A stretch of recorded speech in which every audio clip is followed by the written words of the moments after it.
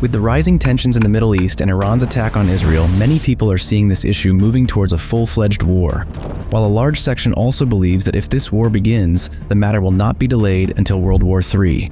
Is this really going to happen? On October 1st, Iran shocked the world by launching its second direct attack on Israel this year. The first attack was carried out on the 13th of April 2024 using drones and cruise missiles. But this time, only ballistic missiles were used in the attack. The attack was so calculated that no single rocket landed in a populated area. Iran has sent its message to Israel only by targeting military bases and airfields. Israel received another shock when the Iron Dome also failed to intercept many of the missiles. Some of these missiles hit an Israeli airbase where Israeli F-35 fighter jets were parked. Satellite images also confirmed that an Iranian missile had landed right above the hangar. Now the eyes of the whole world are on Israel. Everyone wants to know whether Israel will strike back or not. If war breaks out between Israel and Iran, what are the moments that can turn this war into World War III? The most important question is that if this war takes place, many Western countries will stand with Israel.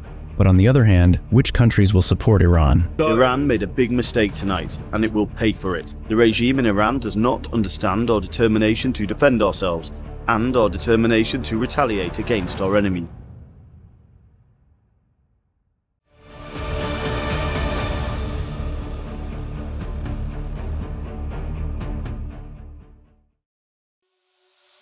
Today, the Middle East is once again on the verge of a very dangerous war, where two powers are standing in front of each other. This is considered to be the most dangerous moment for the entire region. The two powers fighting indirectly for the last 45 years have come face to face. Israeli Prime Minister Benjamin Netanyahu has responded to Iran by firing 180 ballistic missiles that Iran will have to face the consequences. The Israeli military has also said that Iran will retaliate against this attack. The Israeli government will now decide when, where, and what level the attack will be. The last time when Iran launched its first direct attack on Israel in April 2024, the US advised Israel to remain silent. But this time, there is no silence like last time. This time, Israel's Iron Dome appeared to be largely failing. But after spending millions of dollars, how did it happen? Israel's Iron Dome is an advanced missile defense system designed to intercept or destroy artillery shells. This system is considered very effective and accurate. Iron Dome automatically identifies rockets aimed against inhabited areas or critical infrastructure. Only these rockets are targeted to save resources. But currently, the Iron Dome's weakness is that it can only intercept 80 missiles at a time. And then Iran, after calculating, launched missiles twice the capability of the Iron Dome. If you look at the history of Israel, there is no such event in which they did not respond to the attack on them. Therefore, it seems that the attack will be answered this time too. Even in response to the April attack, Israel retaliated against Iran by launching a missile attack on the Isfahan airbase. But it was too small a response to Iran's 70 drones and 30 cruise missiles to be highlighted in the media. Even for several days, it was not known whether this attack was carried out by Israel or by someone else. In the current scenario, Israeli planners are debating how hard to attack Iran. Israel has 3 targets. The first is a conventional military attack that could target Iran's sites from which ballistic missiles were launched. They can also be launch pads and command and control centers. And it could be that an official planning an attack on Israel is killed. Another target is the economy.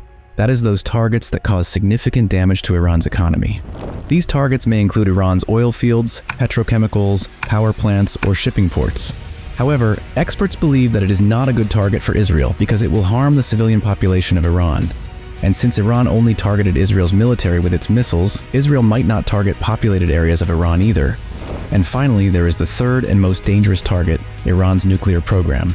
This is the program due to which America has imposed sanctions on Iran for the past several years. Officially, Iran does not yet have nuclear technology, but it is rapidly being developed. Naturally, uranium has an abundance of 0.7% of a particular isotope that makes up a nuclear bomb. This isotope is called U-235. 0.7% is not enough to make a nuclear bomb. This requires that the U-235 content be at least 20%. This process of increasing the quantity is called uranium enrichment.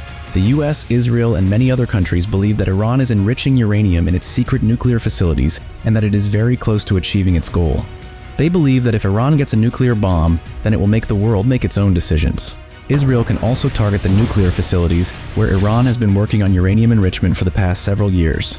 Their largest enrichment plant is in Natanz, Iran. This facility has been subjected to sanctions and inspections many times before. The second facility, which appears to be the most dangerous, has been dug into the mountains near the village of Fordo. The main purpose of this is to protect the facility from airstrikes. But apart from these two, many other nuclear sites in Iran can be targeted by Israel. Attacking Iran may not be such a big problem for Israel, but the consequences could be more dangerous. Iran says that by attacking Israel, it has avenged the deaths of Hezbollah leader Hassan Nasrallah in Beirut and Ismail Haniyeh, the leader of Hamas in Tehran. That is, now the calculation has been equalized. Iranian President Masoud Pezeshkian says that what has done is a small glimpse of our potential. If Israel's Zionist regime even tries to answer us, then Iran will resort to unconventional methods. If seen, Iran's military and air force are both much weaker than Israel's, and their air defense system is not capable of intercepting Israeli missiles. All this is because Iran has been facing international sanctions for many years. In simple terms, international sanctions are imposed to punish any country. Iran has about 10% of the world's oil reserves, making Iran the fourth largest oil producer. However, due to sanctions, it can only sell its oil to limited countries. Apart from this, international banking transactions are done through the SWIFT system, and Iran has also been excluded from this SWIFT system. Due to this, it is challenging to send money here.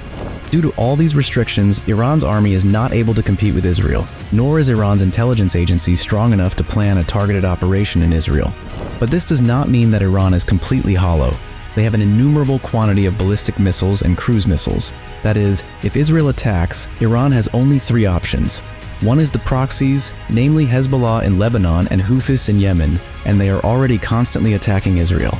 Another option is Iran's ballistic missiles, which Iran may launch this time to target Israel's local population. And the third option is that if used by Iran, not only Israel but many countries of the world can be affected.